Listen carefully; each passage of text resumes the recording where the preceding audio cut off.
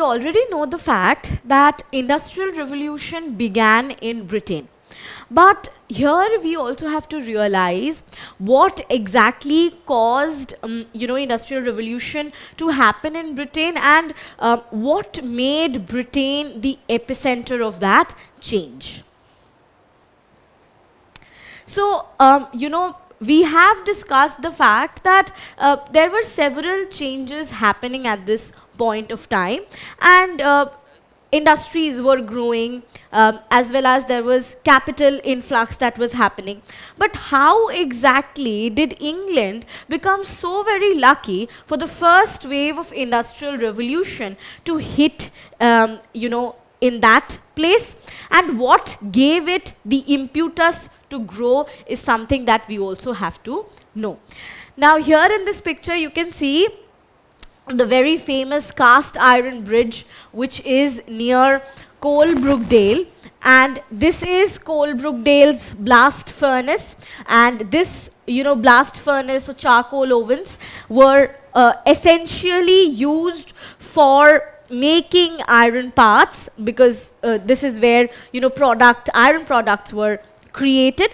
And this is, of course, the sort of architecture that presents the parts that were being produced in the iron factories. So, of course, changes like these, or inventions and innovations like these were happening in Britain. Now, what gave that push, or what made Britain really the epicenter of change, is something that we have to learn.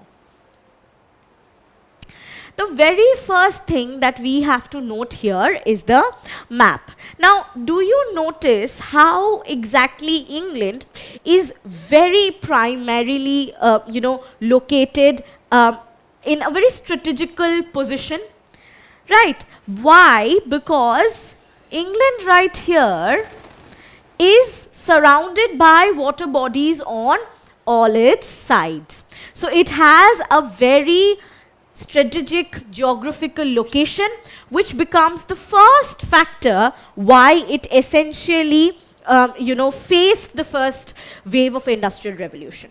Now, you might have a question that what was so special about this location? What was so special about England being placed, amidst these water bodies? We have to realize that at that point of time, trading was also gaining ground, as we have seen already. So, here, when England's natural habitat was surrounded by water bodies, we see that England automatically will take to a trade through shipping, right? So it will take to navigation, it will take to trade that will occur on these water bodies. So what happens exactly at this point of time is that England becomes, primarily a sector where trade is growing through the water areas. Now, England's position, strategic geographical position, was also close to the coal and iron ore deposits, which were the raw materials for industries. As we have seen that iron parts were being produced, and coal was also a backbone to these industries. So raw materials were easily accessible by England through this water trade. Now, there is another question that you might have, which is, why was England so lucky at this point of time? Why did it only take to water trade? Isn't it very obvious that it will naturally take to water trade because England lies amidst these water bodies? I mean, it is almost like the example of where you will have to sit for your 8th final examinations if you will have to reach your class 9, right? So it was a natural instinct for England to take to sailing. Now, England, being a seafaring nation, of course, was able to access these raw materials by land as well as water. So it therefore sort of got two options to choose from.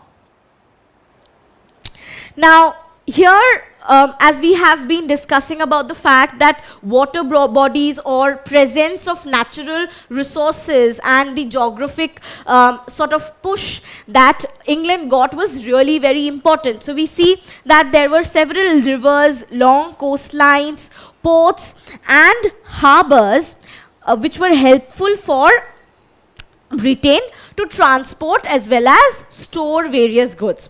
Now, at this point of time, it is interesting to note that England was a port nation.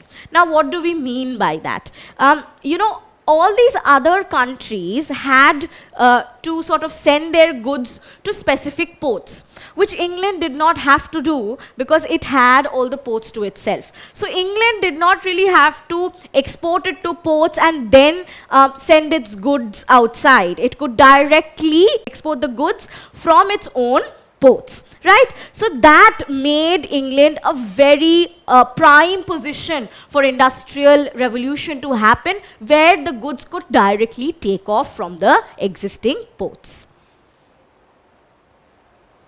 So due to its position, therefore, England could reach other parts of the world because of the presence of ports and the water trade that was happening through its ships, which allowed, of course, a smooth trade all across. Now, we have also come across the point, of course, where, you know, it is, I mean, England is taking off and Europe essentially is spreading its wings and taking in colonies. So by this time, Europe has already started colonizing the world. Now, Britain at this point of time also had established various colonies across the world. Now, if you can locate in the map the portions marked with this color are the British colonies that were there in Gold Coast, Nigeria, South Africa, India, Egypt, Canada. So these were all the colonial possessions of the British. Now, what exactly was British gaining out of these colonial possessions? We already know that these colonial possessions were really important because Britain was gaining raw materials out of these colonies. Now, not only were the colonies a place where Britain was deriving its raw materials, it interestingly was also a place where Britain was sending the produced goods. So we see that Britain had its colonies in other countries through which it could acquire raw materials easily. Now, these factors that we have been going through till now, made Britain destined to flourish. Why? Because everything from geography to presence of colonies, everything sort of supported the idea of Britain trading with other places. So it was great fortune and destiny that made Britain a thriving place in all aspects. Now, how do you think exactly an industry functions? Is it only the capital that develops an industry, runs an industry? Absolutely not. It is also its laborers.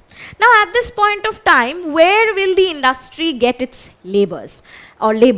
So, at this point of time, we see that there is a change happening from 1750 to 1850s. Now, what was this change that was happening? This was the amount of mass migration that was taking place from rural areas to cities. Now, why exactly were these people moving from rural areas to the cities? We already know that agriculture was the primary sort of source of income. But this is also the point of time when feudalism has declined. And, the lands are starting slowly to get privatized. Now, as, these laborers who do not have any more lands to them, so they are becoming landless almost. They are no more tied to any sort of feudal relationship. So there is no feudal serf relationship that exists anymore. Now these landless laborers, of course, tried to search for secondary sources of income. So that sort of satisfied the demand of labor that these industrial cities were facing. So when these industries or these new cities that had industries were growing, they needed labor. When these people tried to search for a secondary source of income, that migration automatically happened. Like we were discussing, that primary occupation of the people was, of course, agriculture. Apart from the fact that people were migrating, you will also have to notice that cities would only take in a bulk of people which it can pay for. So the cities will only take in these laborers when they are cheap. So the availability of cheap labor was also another factor that provided a push. Now, when primary occupation was agriculture, till that point of time, people had their own lands which they worked on, where they received an incentive because it was their own land. But slowly, these lands started to become fragmented. And as these started to become fragmented, slowly and steadily, all these fragmented lands were put together, they were clubbed together and converted into big estates. They started to be converted to big estates which were being privately owned. And these estates came under a lord who would own the estate. So the feudal system of a feudal lord and a serf, that did not exist anymore because the land itself was privatized. What privatized the land? That is the important question here. So the most important act, which is called the Enclosure Act, privatized the agricultural system because it privatized the land. So here we can see the Enclosure Act of 1801. And this is basically a newspaper that talks about the enclosure movement. The movement is basically people migrating from rural to cities, rural areas to cities. And this act states that the Enclosure Act robbed the poor to help the rich. The rich is basically the private estate owners, and the poor is basically the peasants who were now landless.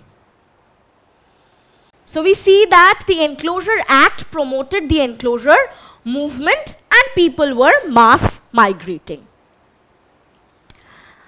Now can you tell me which act privatized the agricultural lands?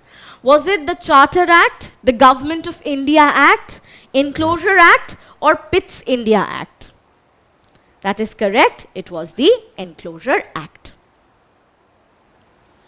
So at this point of time, there might just be a question, which is, peasants were also in a very bad exploitative condition when feudalism existed. How was this enclosure movement really different? Or how were they becoming more and more poor? Or how were they becoming, how were they going through an amount of exploitation more than the feudal system?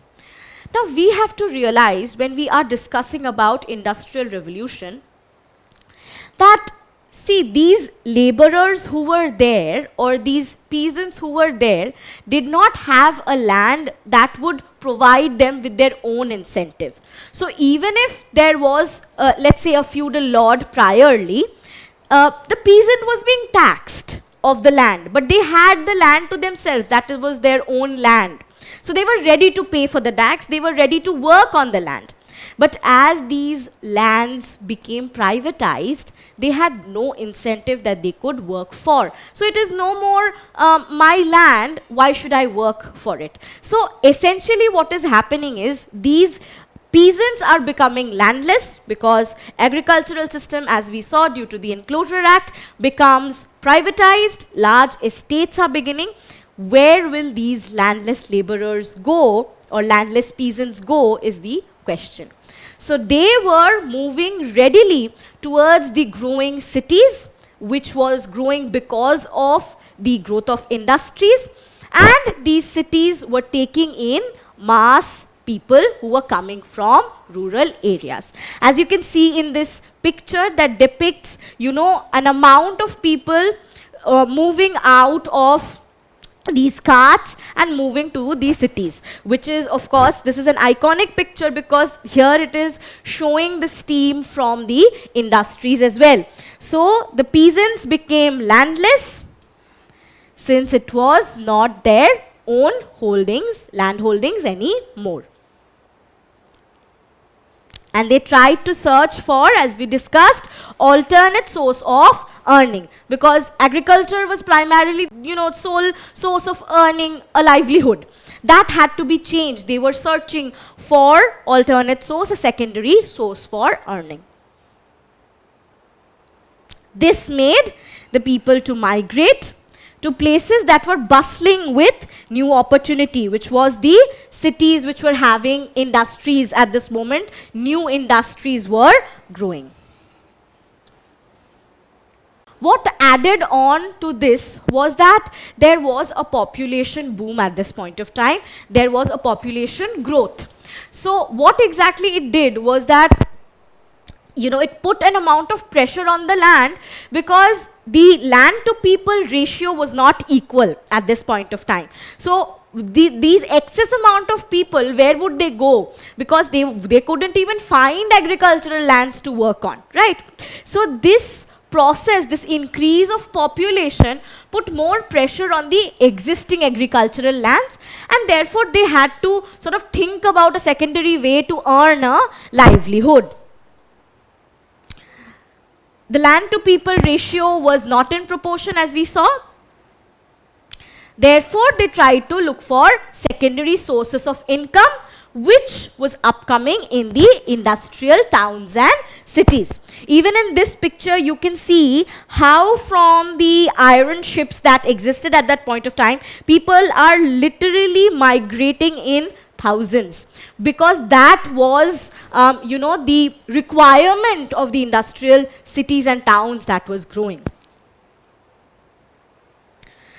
But we also have to realize the fact that when we are talking about agriculture being the primary source of income priorly, then the concept of large factories did not exist, right?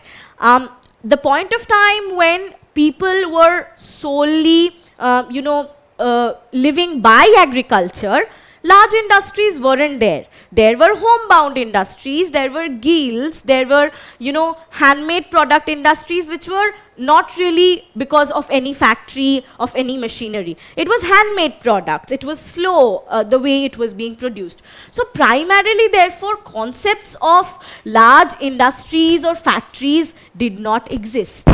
What made these factories grow, or what made these factories grow in such huge number, is a question that we have to answer. So the answer to this question is the increase of the demand for goods.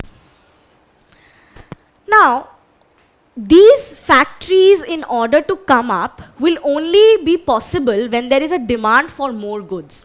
We have seen that when the economic system was moving from primary source of income, which was agriculture, to secondary source of income after feudalism declined, which became merchant, going in for trade, and then bringing in an economy. That, of course, promoted the idea that these merchants would need products to sell. Right? Now, when they were selling the products to gain a trade, we see that there is an excess of demand for goods. Now, how will these goods be produced very efficiently and effectively? By the industries. So that is when the industries are growing to produce this excess amount of goods that were in demand. Now here you might question the fact that there is an increase in the demand of good, but where were these goods being supplied to? That is the colonies. The answer is the British colonies, the various British colonies that we saw. These goods were being supplied to those markets. And the most important colony of Britain was India. We already know that India was Britain's most important possession. So India, which had a huge number of markets because of the vast amount of population, became the consumer to these goods that were produced in Britain. So we saw that the markets were growing in colonies. Markets for British goods were growing in colonies. And India, which was the most important possession, was not only made a supplier of the raw materials, so Britain was acquiring cheap raw materials from India, from the colony, but also India was made a consumer of the finished products that were coming from Britain, that were being manufactured from Britain in England. Now, we see, therefore, the factor where Britain, in one hand, is acquiring cheap raw material, so it is saving money technically, and on the other hand, it is also increasing its economic prosperity. Now, do you know who this person is on your screen? That is correct, it is Napoleon Bonaparte. But what is Napoleon Bonaparte associated to? If your answer is French Revolution, then you are absolutely correct. So at this very situation, at this juncture, we see that England's political situation is also changing, as well as Europe's political situation. So England at this point of time, got into a series of conflicts. So we see that Europe and France were, moving into a series of fast-growing conflicts that caused a lot of short wars between 1803 to 1815. Now, when these wars were, of course, happening between Europe, Europe and France, we see that the European countries are, of course, under a lot of distress. So they are economically burdened, as well as they are disturbed in other ways. So military might, economy, all of these factors are important. Now, when, European countries were distressed because of this, automatically the pressure came on England to support them, which was flourishing due to the Industrial Revolution, as we saw. So the war requirements were to be supplied by England because it was flourishing. Now, where and how will England produce such, such mechanizations which could support these ongoing conflicts? It is only by, innovations and inventions that Britain and England can produce all of, the required things for war or other, industries as well. So we see that the scientists of that time, they had a practical bent of mind to create what was required. We have seen the factor where scientists at this point of time are taking to experimentation, research, observation, but it was in the fields of maybe chemicals or other areas of science. But scientists in Britain essentially focused on what was required and what could be used in the need of that hour. So we see that inventors and scientists in England were working hard to provide industrial sector with machines that they could actually use. Now the scientists in England had a practical bent of mind, as we saw, which helped the industrial sector to thrive and grow. Now, how will these industries grow is another question that we have to answer. Because if the industry is not backed by capital, how does an industry grow? How will a machine be made? So this capital came in the form of mercantile capital. Why?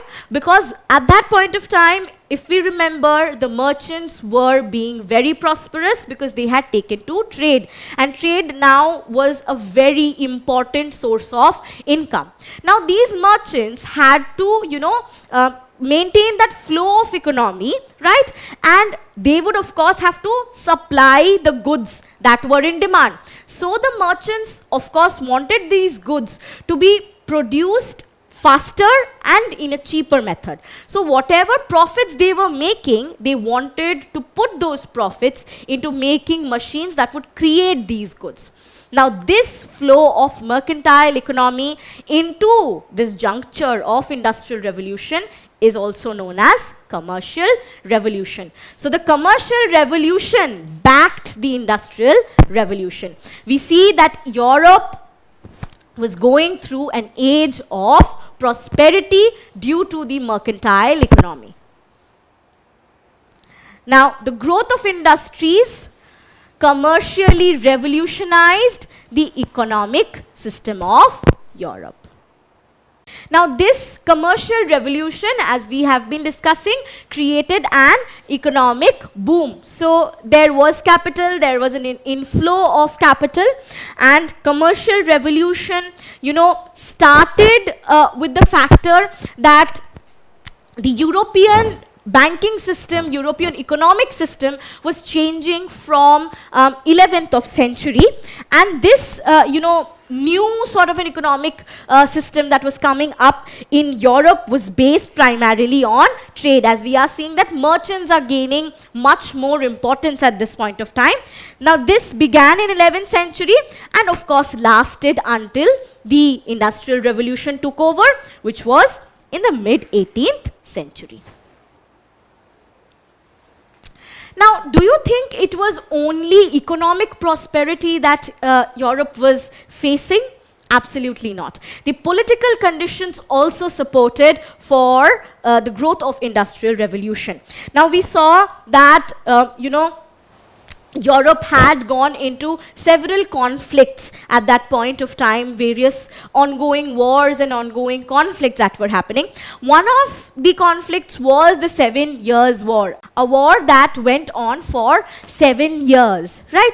Now, England was victorious in this war. So we can understand that there is also a sense of political prosperity, a political superiority that England is facing. So in these several ongoing wars, like the one with France, which was the 7 Years' War, England was victorious. And such a prosperous, politically prosperous environment made Europe really feel that sort of a superiority that it could show off to the other countries. So England felt superior than the other countries in terms of economy, in terms of political might as well. Now, as we have discussed the fact that all of these factors to grow would need the backing of capital, would need the wealth to be really prosperous in order for such an innovation to take place, for such a change to happen, right? Because industrial revolution was an instrumental change that was taking place. Now, the growth of capital, wealth, the inflow of, as we saw, mercantile capital due to commerce provided the push to the industries in terms of a constant capital. Thus, we see that these become the factors that, promoted Britain to become the epicenter of change, the epicenter that would attract the first wave of industrial revolution.